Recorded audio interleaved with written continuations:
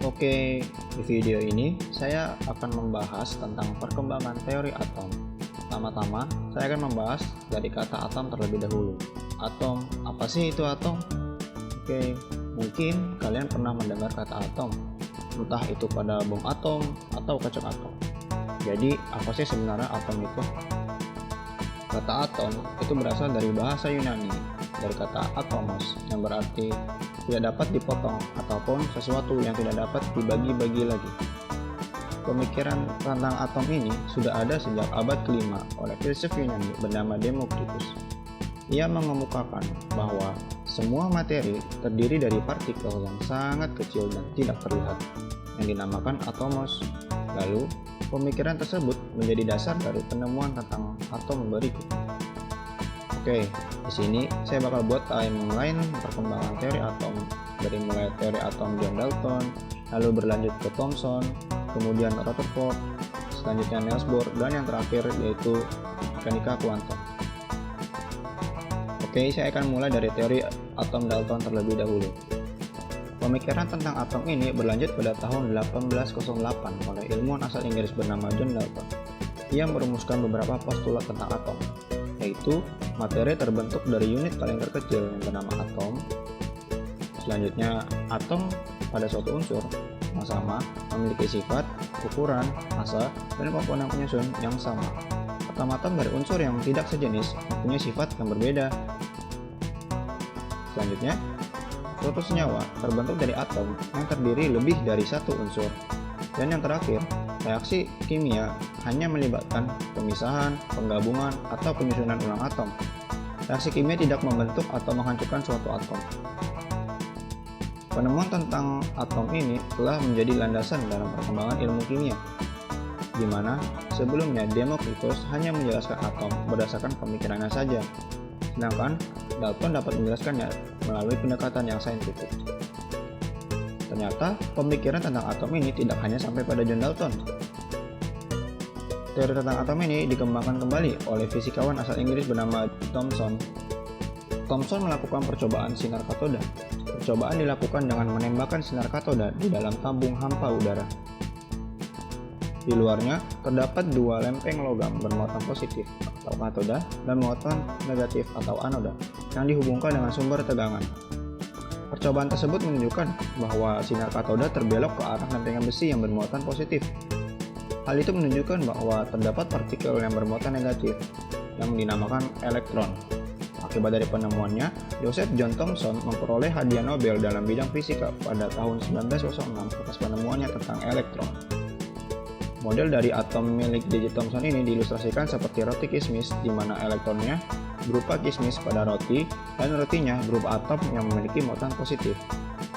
Berdasarkan model yang dikemukakan oleh Thomson, maka dapat disimpulkan bahwa atom merupakan bola pajal yang bermuatan positif dan di dalamnya tersebar muatan negatif yang berupa elektron.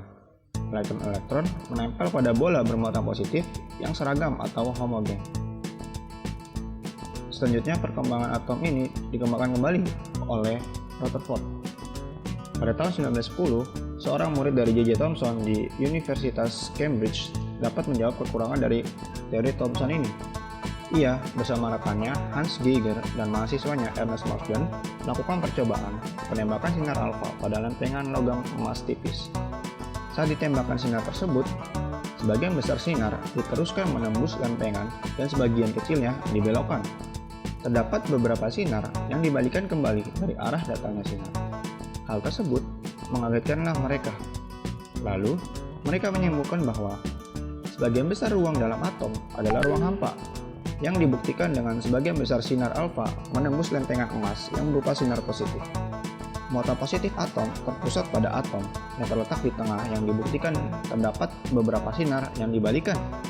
Mereka pun menamai muatan positif tersebut dengan nama proton. Perbandingan ukuran antara inti atom dan atom ialah seperti kelereng dengan stadion sepak bola, di mana inti atom diibaratkan seperti kelerengnya. Kemudian, Thomson merumuskan model atom sesuai dengan percobaannya. Dalam model tersebut, elektron mengelilingi inti atom seperti sistem tata surya sebagai akibat dari gaya elektrostatik. Gaya elektrostatik tersebut merupakan gaya yang timbul pada dua benda yang memiliki muatan listrik.